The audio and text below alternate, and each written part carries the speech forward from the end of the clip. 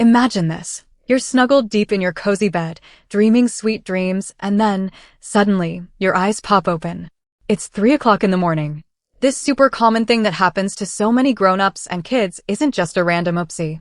Welcome to our little chat where we explore the curious mysteries of our everyday lives. Today, we're diving into a real nighttime puzzle. Why do so many people, almost like clockwork, wake up around 3 o'clock in the morning? Is it a magic hour, a secret message from the stars, or is there a super-duper scientific reason for it? That's a fantastic question. Hey, lots of folks have all sorts of ideas about that time. Some whisper about it being the ghost hour, or a time when special, invisible things happen. But guess what? Science has some really cool and clear answers for us about this mystery. You got it. To figure out why we might wake up at 3 a.m., first we need to understand how sleep actually works.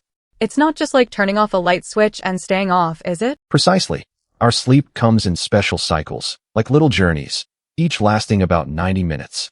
In each cycle, we go through different stages. There's light sleep, then super deep sleep, and finally, REM sleep. That's where most of our amazing dreams happen. And guess what? It's completely normal to wake up for just a tiny moment between these cycles, even if we don't remember it at all. It's just a natural little reset button our bodies have. Right. But then, why 3 o'clock in the morning, specifically? That's where our mystery gets super exciting. Lots of different things can all line up at that exact time of night. One of the biggest reasons has to do with our body's amazing little chemical messengers, called hormones. Around 3 or 4 a.m., the sleepy hormone, melatonin, starts to go down, while the wakey hormone, cortisol, starts to go up. It's like our body is getting ready to say good morning even before the sun does. You see, it's a time when our bodies are going through some natural changes inside. And if we're feeling a little worried or thinking too much about things, our brains might wake us up, even if we're just lightly sleeping. And let's not forget our surroundings.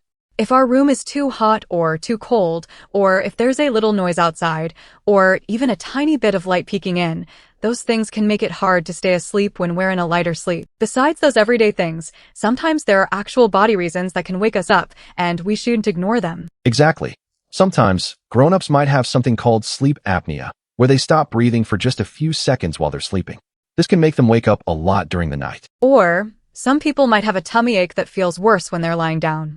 It's called acid reflux, and it can really mess with their sleep. And of course, what we eat and drink can make a difference. Things like grown-up drinks before bed might seem to help them fall asleep, but they can make sleep not as good later on. Same with too much soda or coffee, even in the afternoon, or some medicines. And sometimes, our bodies just naturally need to go to the bathroom more as the night goes on, especially if we drink a lot of water before bed. That can definitely wake us up. So, even with all these good reasons why we might wake up, it's funny how lots of people still believe in old stories about waking up specifically around 3 a.m. Yep, that's the famous witching hour. It's a really old belief in lots of places, where people think spooky or magical things happen when it's super late at night. Those kind of magical stories make it sound like a big mystery, but we know there are real, understandable reasons why our bodies and the world around us make us wake up. I think people keep believing these things because they give a simple, even if it's a make-believe, answer to something that feels a little weird or confusing.